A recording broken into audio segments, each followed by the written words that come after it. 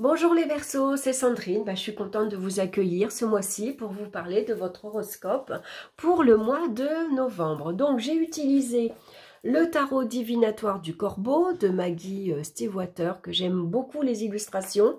Et puis je continue avec le petit Lenormand sur les fantômes de Irène Kapjin, que j'aime énormément. Je le trouve très très beau. Franchement, il est très chouette. Et puis il va très bien avec le tarot du Corbeau. Donc, et puis bien sûr, je continue avec l'oracle des minéraux pour connaître la pierre qui vous accompagne. Alors, je vous rappelle que c'est un tirage général, hein, donc n'hésitez pas à prendre que ce qui vous parle dans les différents domaines ici que je vous propose. Et puis sinon, n'hésitez pas à l'écouter votre signe ascendant et votre signe lunaire. On va regarder la carte centrale qui nous donne l'énergie principale de ce mois-ci. Et nous avons la carte de la papesse. On l'a retrouvée pas mal de fois ce mois-ci. Donc la carte de la papesse vous indique que ce mois-ci, vous allez rester sur la réserve. Voilà, vous êtes réservée, discrète, envie de calme, envie de tranquillité. C'est la saison qui se prête aussi, hein. On est plus à l'intérieur, par exemple. Envie ici de mettre le focus sur ce que vous avez envie de faire. Il y a quelque chose au fond de vous que vous avez qui est en préparation. Voilà. Est-ce que c'est un déménagement? Est-ce que vous avez envie de reprendre vos études? Est-ce que vous avez envie d'apprendre quelque chose de nouveau, artistiquement par exemple? Envie de se mettre à la peinture? Envie d'apprendre à dessiner par exemple? Ça pourrait être aussi un bon moment pour vous mettre dans le canapé, bien au chaud, avec un plaid, un thé, un bon livre et on se détend. Voilà, on n'est pas sur le monde extérieur, au contraire, on va s'isoler un peu.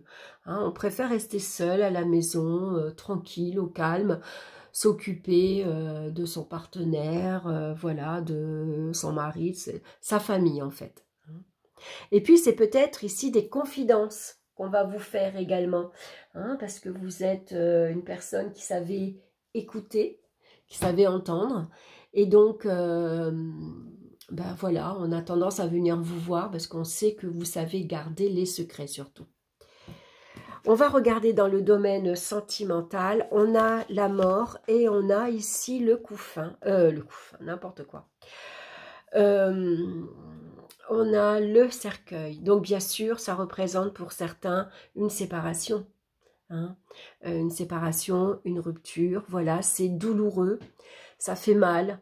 Il y a beaucoup de peine. Il y a beaucoup de tristesse. Mais c'est une histoire d'amour qui prend fin.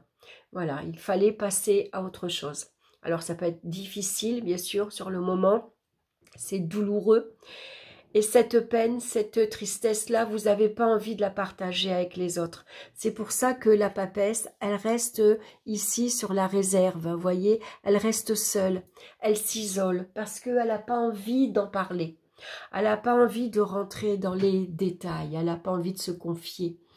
Elle est restée seule et puis analyser en fait ce qui s'est passé. Pourquoi on est arrivé à cette fin? Pourquoi ça s'est fini? Vous voyez, elle va plutôt faire un bilan un peu. Et puis, besoin d'être seule pour digérer cette rupture aussi. Il faut faire son deuil et ça prend du temps. Donc, on va... donc avec la papesse, on va surtout ben voilà, s'isoler un peu, hein, c'est ce qu'on a vraiment besoin, on a besoin de calme et de tranquillité. Hein, mais ici c'est vraiment deux cartes qui montrent que ben, on passe à autre chose. Voilà, là on tourne le dos au passé, hein, il faut vraiment s'en libérer, il faut se détacher pour aller vers un renouveau. Hein, parce que la mort, c'est aussi la renaissance. C'est aussi le renouveau. Donc, il faut accepter, même si c'est difficile, si c'est douloureux. Il y a peut-être un travail d'ailleurs à faire hein, sur soi, mais aussi sur ce deuil, sur cette séparation, pour pouvoir passer à autre chose. Mais ça va prendre du temps. On peut apprendre également un décès, hein, dans votre entourage, qu'il soit familial, qu'il soit amical, vous pourriez apprendre un décès dans votre entourage. Au niveau professionnel, maintenant, on va regarder, c'est la tour et c'est la montagne. Alors là aussi, c'est deux cartes compliquées, difficiles, puisque là, on nous annonce que il y a des difficultés professionnelles, hein. Il y a des obstacles qui se dressent face à vous. Il peut y avoir des querelles, il y a des disputes, il y a des conflits. Chacun veut tirer la couverture à soi.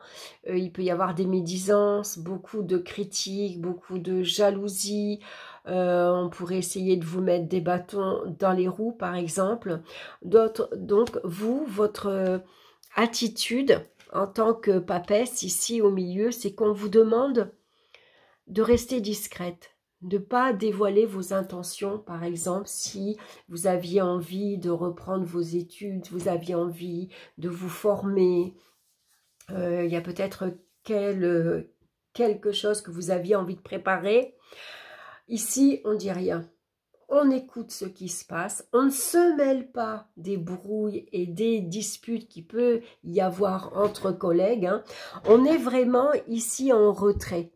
Voilà, on ne prend pas parti pour l'un ou pour l'autre. On écoute les deux parties, on regarde un peu les attitudes des uns et des autres pour se faire son propre jugement. La papesse, elle est très intuitive, donc elle va sentir, là, le mieux, c'est que je me taise. Là, le mieux, c'est que je dise rien, c'est que je demande rien, ou là, j'y vais pas. Je m'en mêle pas parce que mon intuition me dit que oh, ça va prendre une tournure ça différente, ça va me retomber dessus après. Voyez, donc on écoute son intuition, c'est votre intuition qui va vous guider pour justement contourner ici cette problématique, hein. On voit que peut-être il y a un changement qui est en préparation.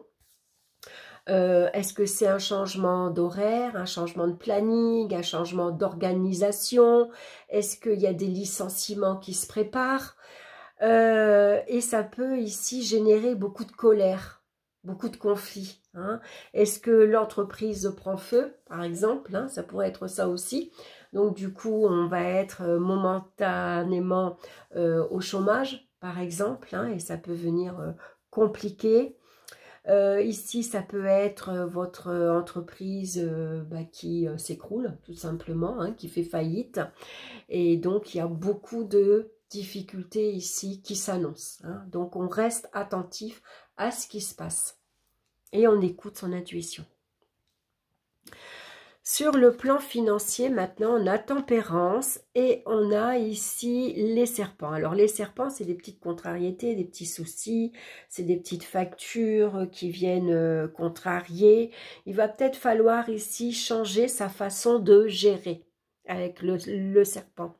Tempérance, elle s'adapte. Elle s'adapte à ses finances. Par exemple, ce mois-ci, j'ai 2000 €. Bon, je fais avec, ça va bien. Si j'ai que 1000 €, bon, il va falloir que je m'adapte, que je serre la ceinture. Tempérance, elle jongle aussi. Elle jongle entre les rentrées et les sorties. Elle jongle entre un petit salaire. Elle va jongler entre deux comptes, par exemple.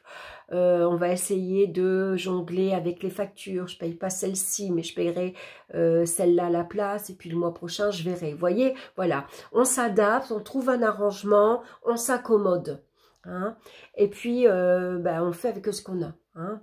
L'évolution est très lente. Alors, les serpents, il va peut-être falloir gérer autrement ce mois-ci. Alors, la papesse, elle, ici, elle est très économe. Elle regarde de près ses comptes, hein. Elle sait ce qui rentre et elle sait ce qui sort. Donc là, on va gérer, serrer, serrer, serrer. Et la papesse, même si elle peut économiser, parce que la papesse, elle est très prévoyante. Donc, si elle sent que professionnellement, ici, il y a une tournure qui n'est pas jolie du tout, elle va essayer de voilà, de prévoir éventuellement s'il y a une difficulté professionnelle, si je suis licenciée, si je dois quitter mon emploi parce que ça se passe mal, si c'est compliqué, je vais prévoir, je vais essayer de voilà, m'organiser pour parer aux éventuels soucis. Au niveau des énergies physiques, on a ici le fou et le renard. Donc le fou ici vient nous parler de perturbation. Hein. Voilà, il y a des énergies ici un peu exacerbées. Hein. On est agité. Voilà, parce que bah, c'est peut-être l'ambiance hein, qui fait que c'est pas facile du tout. Hein. Et puis il pourrait y avoir ici une fatigue générale. Voilà, il y a une lassitude. On est fatigué par rapport à ces situations-là qui sont éprouvantes. Hein. On a quand même le domaine affectif qui est très éprouvant.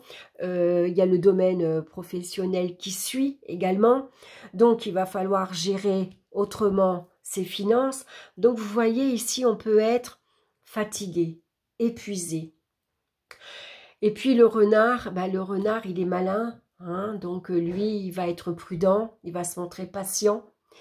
Et puis, il va observer aussi, hein, avec du recul, voilà, ce qui se passe actuellement, les situations qui se présentent, les événements qui peuvent intercéder également. Et puis, avec la papesse, on va surtout se fier à son intuition. Voilà, c'est votre meilleur guide pour vous ce mois-ci.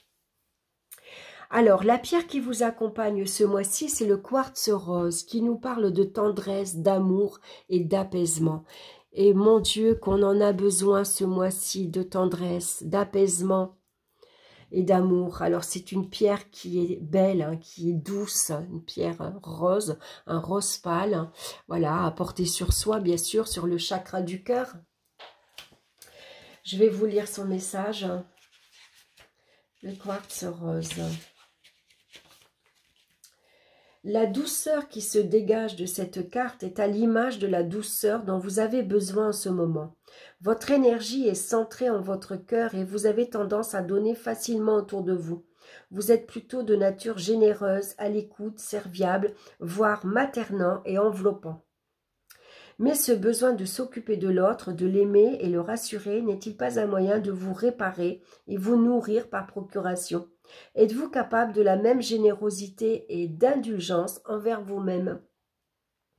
L'énergie du quartz rose vient vous rassurer, calmer vos doutes et apaiser vos manques affectifs. Vous avez besoin de tendresse et d'amour, donc acceptez de vous occuper de vous en premier lieu. Ne laissez plus les doutes, les peurs et les souffrances perturber vos nuits et laissez-vous bercer par cette belle énergie de réconfort. Prenez du temps pour vous. Si vous avez besoin d'être un peu seul, de vous isoler, d'être au calme, tranquille, besoin de dormir par exemple, faites-le. Pensez à vous aussi. Voilà mes chers Verseaux, écoutez, j'espère que ça vous aura parlé, ça vous aura plu. Moi, je vous souhaite un excellent mois de novembre. Je vous embrasse et on se retrouve très bientôt pour d'autres vidéos. Bye bye.